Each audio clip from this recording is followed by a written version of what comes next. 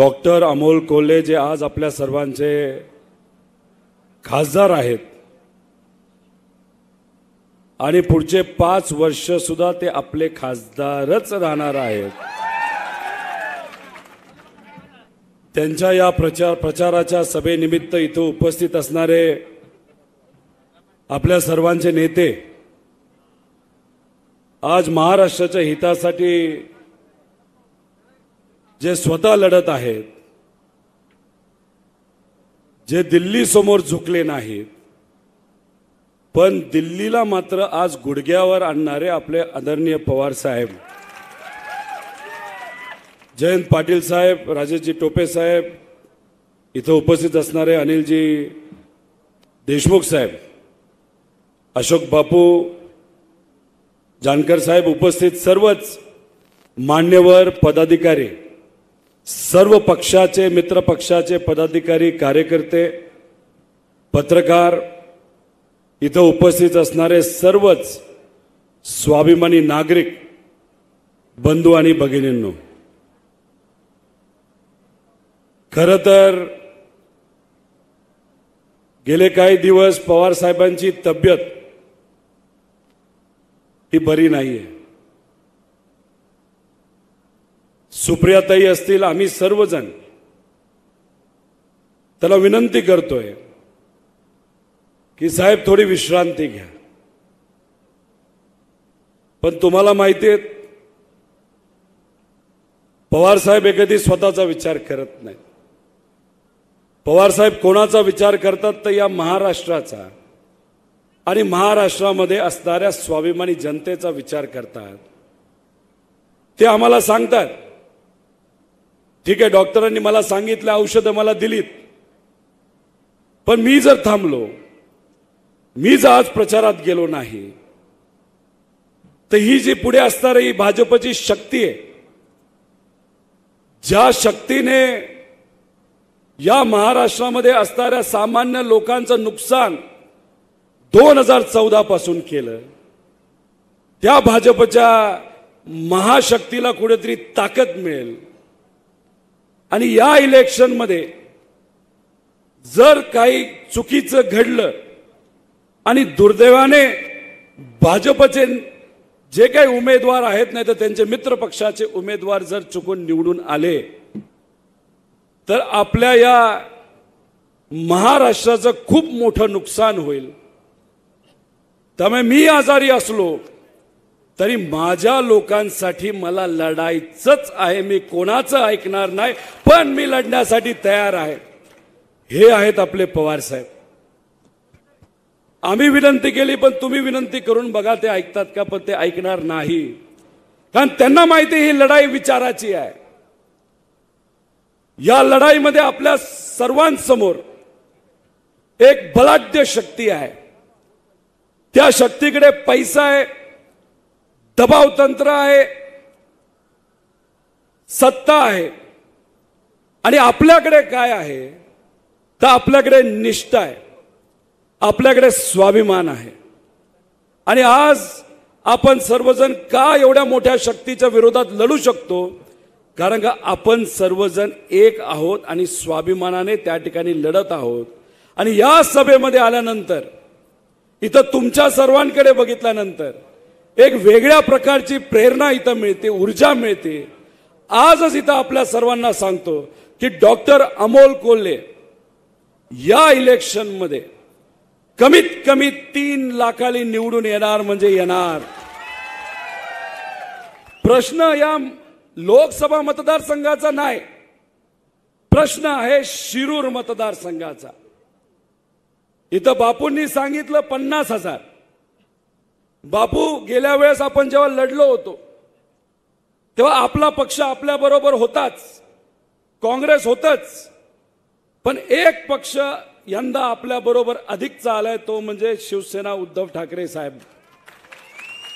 गेल्या वेळेस 26,000, यंदा तुम्ही 50,000 म्हणताय, पण मी तुम्हा सगळ्यांना विचारतो 70,000ची लीड द्यायची का नाही द्यायची, नक्की का? त्याच्या पुढे तुम्ही मगासपासून लय दंगा घातलाय, तुमच्यावर विश्वास आहे, आमचा आहे साहेबांचा आहे. आणि या लोकसभेमध्ये सुद्धा तुम्ही दंगा घालून नक्कीच 70,000च्या पुढे लीड देणार असा विश्वास त्या ठिकाणी आम्हा सगळ्यांना वाटतो.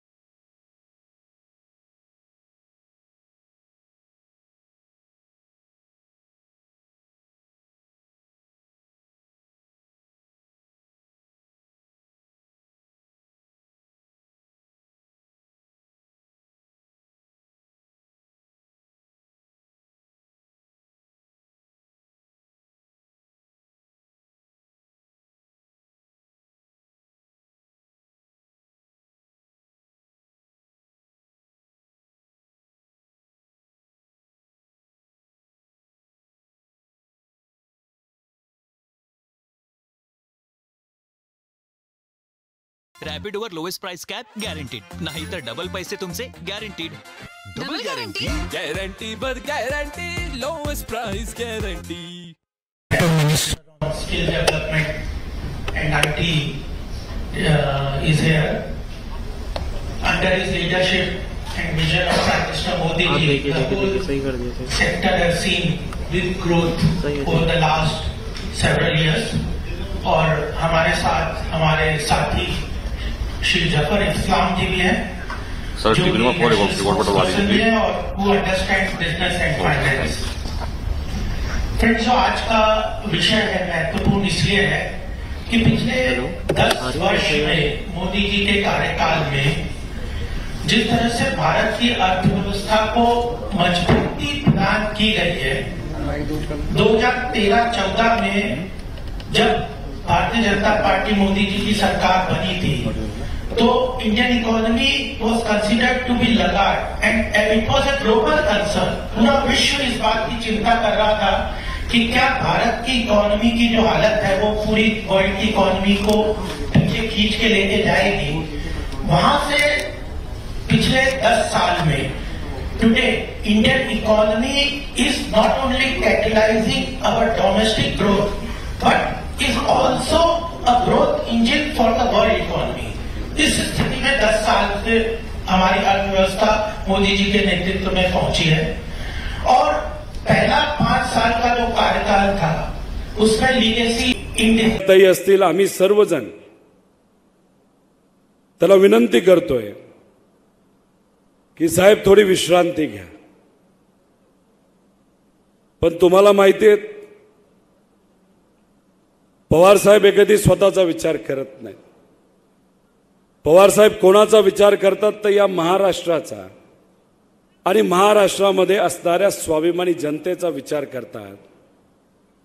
ते आम्हाला सांगतात ठीक आहे डॉक्टरांनी मला सांगितलं, औषधं मला दिलीत, पण मी जर थांबलो, मी जर आज प्रचारात गेलो नाही तर ही जी पुढे असणार ही भाजप. हेलो सर, मैं देश का पहला विजुअली चैलेंज प्रेसिडेंट बनना चाहता हूँ. Thank you sir. 12 का किती 12,000. इथं कांदा उत्पादक शेतकरी किती आहेत? आपल्या सगळ्यांच्या विचाराचं सरकार जेव्हा देशात आणि राज्यात होतं आणि आदरणीय पवार साहेबांच्या मार्गदर्शनाखाली जेव्हा सरकार चालत होतं तेव्हा शेतकऱ्याला कधी अडचण आली का? तुमच्या एखाद्या साध्या शेतकऱ्याला सुद्धा जर साहेबांना फोन केला ना, साहेब कांद्याचे भाव पडलेत, साहेब काहीतरी करा, लगेच साहेब तिथं मोठ्या मोठ्या अधिकाऱ्यांना बोलवायचं आणि म्हणायचं माझा एक तरी शेतकरी अडचणीत आला तरी सगळे शेतकरी अडचणीत आलं असं माझ्या सरकारला वाटतं आणि त्यांच्यासाठी आपल्याला काहीतरी करायचंय.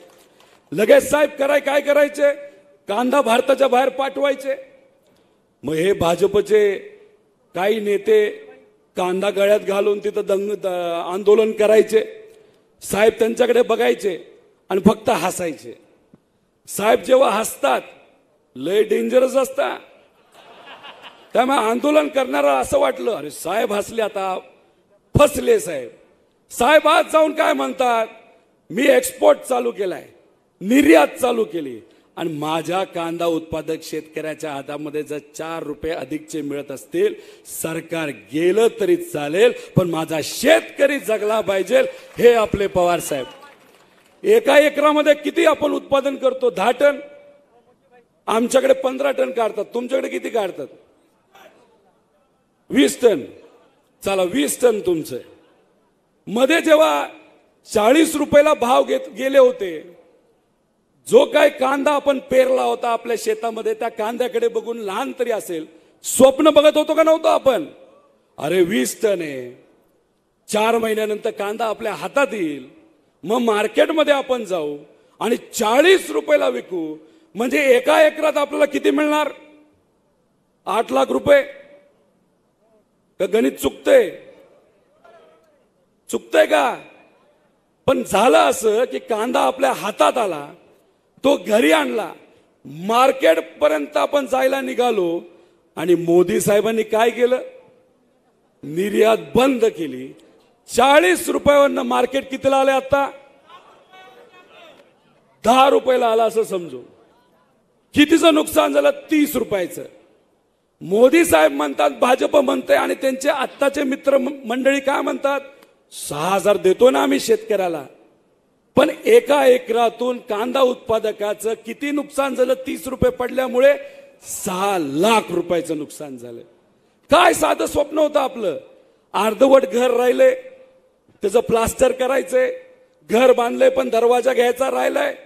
मुला मुलींचं शिक्षणाचं फी द्यायचं राहिलंय. कोणाचं उसनं घेतलंय ते राहिलंय. पण काय केलं की आपला विचार न करता या लोकांनी तिथं हा निर्णय घेतला. दुधाच्या बाबतीत काय परिस्थिती इथं? मला कळालंय शिरूर आणि आंबेगाव, देवदत्त भाऊ इथं आहेत, तुम्हाला 140 रुपये रेट मिळतो असं आम्हाला कळालं.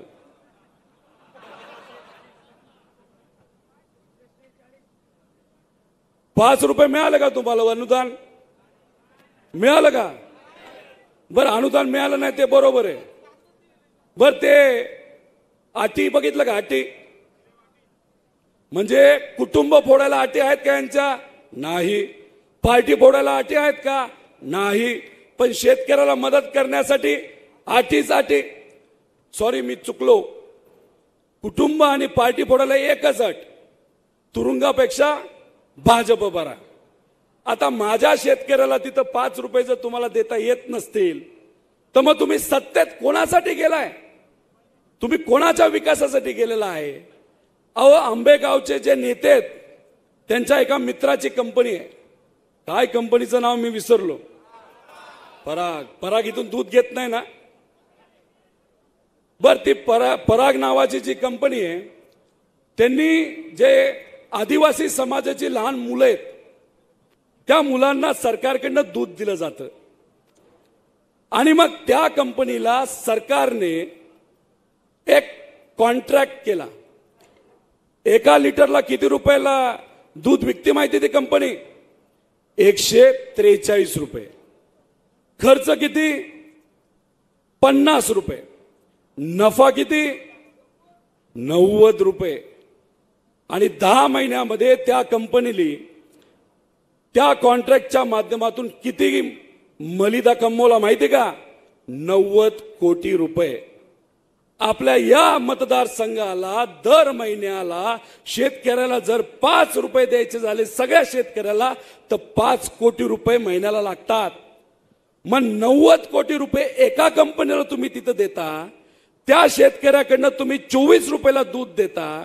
मग तुम्ही विकास खऱ्या अर्थाने जर करण्यासाठी सत्तेत गेला असेल साहेबांना सोडून, तर मग माझ्या शेतकऱ्याला तुम्हाला 90 रुपये का देता येत नाही? त्यामुळे हे जे नेते इथं येऊन जे भाषण करतात ना, अरे आम्ही विकासासाठी गेलो, विकासासाठी, अहो ते कोणी तुमच्या आमच्या सगळ्यांच्या सामान्य लोकांच्या विकासासाठी गेले नाहीत. ते त्यांच्या मित्राच्या आणि स्वतःच्या विकासासाठी गेलेत. हे कुठेतरी त्या ठिकाणी आपण सर्वांनी समजून घेतलं पाहिजे.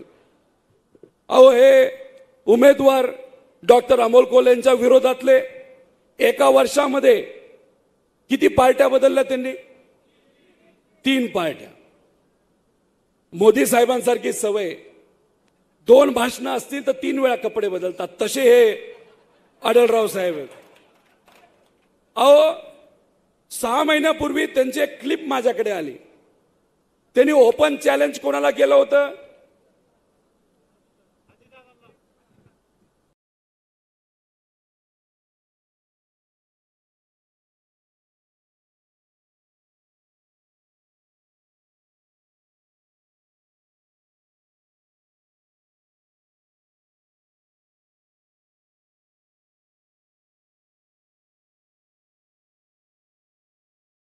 कारखाना तो चालावा यासाठी हे आपले बापू खूप मनापासून प्रयत्न करत असताना कधी कधी त्यांच्या डोळ्यामध्ये सुद्धा इथं असणाऱ्या शेतकऱ्यासाठी अश्रू हे मी त्या ठिकाणी बघितलेले आहेत.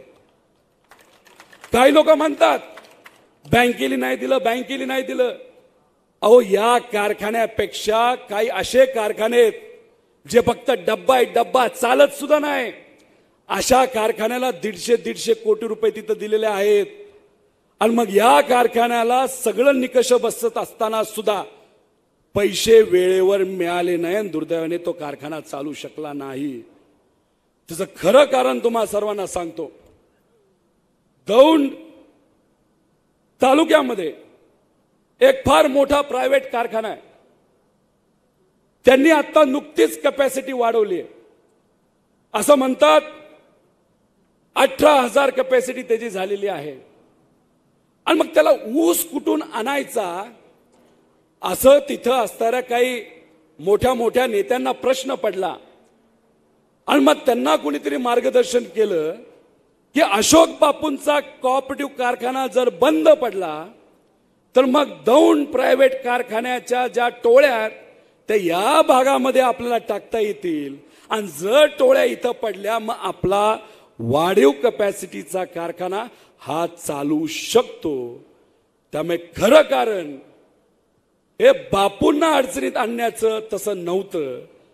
पण एक कुठला तरी प्रायव्हेट कारखाना जो कुठल्या नेत्याचा असेल तो चांगला चालावा यासाठी जो कारखाना प्रामाणिकपणे सामान्य शेतकऱ्यासाठी जो उभा केला होता तो कारखाना आज बंद पडलेला आहे.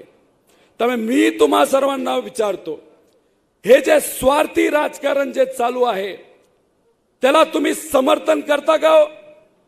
समर्थन करता का तुम्ही मला सांगा.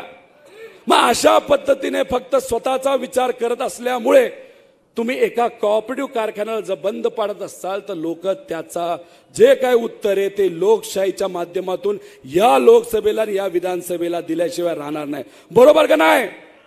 ठरलं का मग आपलं? मला असं कळतंय बापू पवार साहेबांनी कदाचित, कुठे गेले बापू? भूमिपूजनाला पवार साहेब होते ना कारखान्याचे का नव्हते? कोऑपरेटिव्ह सुरू करताना म्हणजे कारखाना उभा राहण्यासाठी साहेबांनी मदत केली आणि काय नेत्यांनी काय केलं तर कारखाना बंद पाडला. म्हणून मी तुम्हाला सर्वांना विनंती करतो की अशा पद्धतीने जर काही राजकारण तिथं केलं जात असेल तर त्याला कुठं ना कुठेतरी विरोध हा आपण सर्वांनी केला पाहिजे. आणि डॉक्टर अमोल कोल्हेंबद्दल मी काय सांगणार नाही. काही नेते म्हणतात मी डॉक्टर अमोल कोल्हेंना पाडणार. अहो, तुम्ही पाडूच शकत नाही. इथल्या लोकांनीच इलेक्शन ताब्यात घेतलंय. त्यामुळे इथले जे सामान्य जनता आहे लोक काय म्हणतात की आम्ही डॉक्टर अमोल कोल्हेंना निवडून आणणार म्हणजे आणणार. डॉक्टर कोल्हेंनी या भागासाठी खूप काय केलं, जे हायवे बिवे सगळं सांगितलेलं आहे. पण माझ्यासाठी सगळ्यात महत्वाची गोष्ट जी डॉक्टर अमोल कोल्हेंनी केलेली आहे ते म्हणजे छत्रपती संभाजीराजांचा खरा इतिहास हा डॉक्टर अमोल कोल्हेंनी तिथं पुढे आणलेला आहे. विकास त्यांनी केला, हायवे आणले, रेल्वेचा प्रश्न त्या ठिकाणी मार्गी लावण्यासाठी प्रामाणिकपणे प्रयत्न केला, त्याला निधी सुद्धा दिला. जे काय छोटी मोठी काम आहेत लोकांची ती त्यांनी केली. पण सगळ्यात महत्वाचं काय की ही लढाई जर विचाराची असेल तर खऱ्या अर्थाने छत्रपती संभाजीराजांचा इतिहास जर कोणी पुढे आणला असेल तर ते डॉक्टर अमोल कोल्हे आहेत. आणि त्या इतिहासामध्ये जी अनाजी पंथाची प्रवृत्ती जी आहे जी त्यांनी पुढे आणली ती सुद्धा ती महत्वाची आहे. आणि मी तुम्हा सर्वांना सांगतो की छत्रपती संभाजीराजांनी त्या काळामध्ये त्या अनाजी पंथाला ज्या पद्धतीने हत्तीच्या पायाखाली तुडवलं तसंच या लोकशाहीच्या माध्यमातून जी अनाजी पंथांची प्रवृत्ती या महाराष्ट्रामध्ये भाजपच्या माध्यमातून जी आलेली ती आपल्या सगळ्यांना संपवायची. मग संपवायची का नाही? मग ठरलं का? बैलगाडा कोण खेळतं का इथं? बैलगाडा बैलगाडा बैलगाडा बैलगाडा आवडतं ना? बरं, बैलगाडा कोणामुळे ती अडचण सुटली? काही लोक म्हणतील मी केलं, त्याला काय केलं नाही. ते कुठं होते कोणालाच माहित नाही. तिकडं दिल्लीमध्ये प्रश्न कुणी मांडला? डॉक्टर अमोल कोल्हेंनी. जेव्हा महाविकास आघाडी सरकार होतं पाठपुरावा केला डॉक्टर अमोल कोल्हेंनी. त्यामुळे इथं बरेच लोक येऊन म्हणतील हे मी केलं, हे कुणी मी केलं नाही. जर कुणी केलं असेल तर डॉक्टर अमोल कोल्हेंनी केलंय आणि तिथं असणाऱ्या आपल्या इतर नेत्यांनी तिथं मदत केली होती. त्यामुळे जाता जाता आपलं चिन्ह काय? अहो साहेबांना ऐकायचंय आपल्याला. साहेबांना ऐकत असताना जोश लय भारी लागतो आपल्याला. सांगा आपलं चिन्ह काय?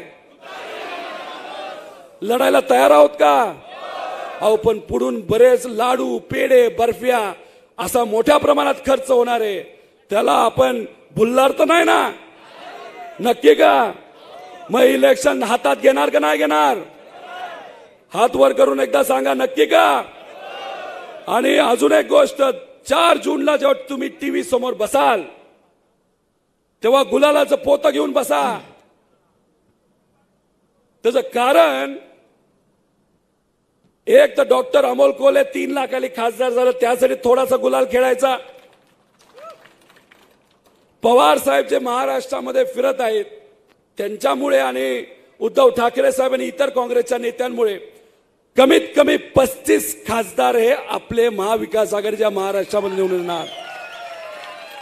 आणि अजून एक गोष्ट होणार आहे, कदाचित तुमच्या मनामध्ये सुद्धा नसेल, भाजप 200च्या पुढे जात नाही.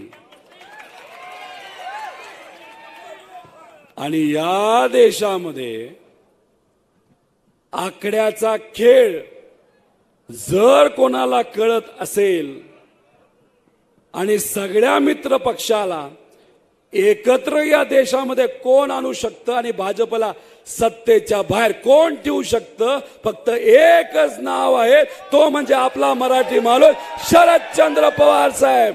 त्यामुळे ही भाजपची जी सत्ता आहे ती पवार साहेबांच्या पाठीमागे लागलेली आहे. त्यांना त्या ठिकाणी अडचणीत आणण्याचा प्रयत्न ते करत आहेत. पण पवार साहेबांची ताकद कोण आहे तर तुम्ही सगळे आहात. आणि तुम्ही जर पवार साहेबांबरोबर त्यांच्या उमेदवाराबरोबर असंच भक्कमपणे त्या ठिकाणी उभं राहिलात तर विजय 100% आपला आहे आणि तो विजय आपला होणारच. एवढंच या ठिकाणी सांगतो आणि थांबतो. जय हिंद, जय महाराष्ट्र. धन्यवाद. या ठिकाणी समोरची स्क्रीन. आपल्या परिसरातील महत्त्वाच्या बातम्या पाहण्यासाठी आमच्या सत्यविचार.in न्यूज चॅनलला यूट्यूबवर सबस्क्राईब करा आणि बेल आयकॉन प्रेस करा.